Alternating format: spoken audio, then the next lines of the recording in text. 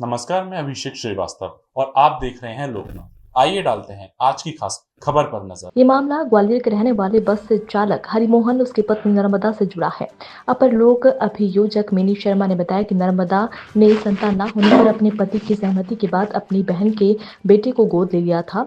उस बेटे के मूल माता पिता की जब मृत्यु हो गई तो उसे बीमा की रकम मिली तो हरिमोहन और गोद लिए बेटे के बीच उसको लेकर विवाद हुआ। हरिमोहन ने विवाद के बाद गोद लिए बेटे को घर से निकाल दिया, जिसके बाद से दोनों पति पत्नी के बीच आए दिन विवाद होता रहता था। इस बीच 9 जुलाई 2021 को हरिमोहन घर पहुंचा और पत्नी नर्मदा का गला दबाने लगा। जब मरणासन हालत में पहुंच गई तो प्लास्टिक की रस्सी से गले में डालकर फंदा लगा दिया, जिसके वह फंदे पर लटकता।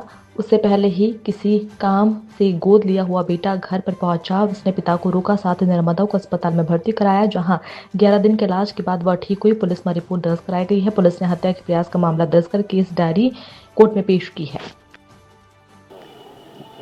मैम, ये किस तरह का पूरा मामला रहा था, पति से जुड़ा हुआ, और उसमें माननीय न्यायालय ने सजा सुनाई, क्या पूरा प्रकरण रहा? जी, ये 2021 का प्रकरण है। इसमें यह था कि जो आरोपी है वो महिला का पति था। उसने 10 साल पूर्व एक जो महिला थी उसके मौसी के बहन की लड़के को गोद लिया था, क्योंकि उसके बच्चे नहीं थे। तो उसकी वजह से उनमें आपस में झगड़ा चलता रहता था, जिसकी शिकायत वो जो बच्चा था वो बालिग हो चुका था। उसने पहले आवेदन भी दिया था थाने में कि वो उसकी माँ को पिता कई बार मारपीट करता है, प्रताड़ित करता है। फिर एक दिन जब क्या हुआ कि वो घर पर नहीं था तो उसने अचानक आया तो उसने देखा कि वो जो महिला थी उसको वो जो उसका पति था प्लास्टिक की रस्सी से गला घोंटकर मारने का प्रयास कर रहा था, पर उसने धक्का दे के भगाया, जिसकी वजह से वो बच गई महिला। फिर उसके बाद वो हॉस्पिटल ले जाया गया उनको। अब फिर उस इलाज के दौरान वो 10 दिन लगभग अस्पताल में भर्ती रही तो वो बच गई थी। इस वजह से उस पर जब प्रकरण कायम हुआ तो धारा 307 का हुआ।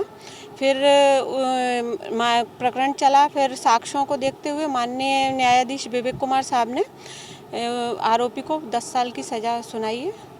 कोई विशेष टिप्पणी मांगी है कि पति पत्नी जुड़ा हुआ? हाँ, माननीय न्यायाधीश की यही टिप्पणी है कि जो महिलाओं के साथ अत्याचार हो रहे हैं उसको ध्यान में रखते हुए, और उन्होंने यही देखा, जैसे आरोपी पक्ष ने जो डिफेंस लिया था कि पति खुद अस्पताल उसको लेके गया था, पर न्यायाधीश महोदय ने ये मान के उसको सजा दी कि अगर वो ये भी माना जाए कि उसने खुद ने फांसी लगाई तो उसका ये कृत्य होना चाहिए था कि वो उसको रोकता। अगर किसी के सामने फांसी कोई लगा रहा है तो वो उसको दोषी माना जाता है।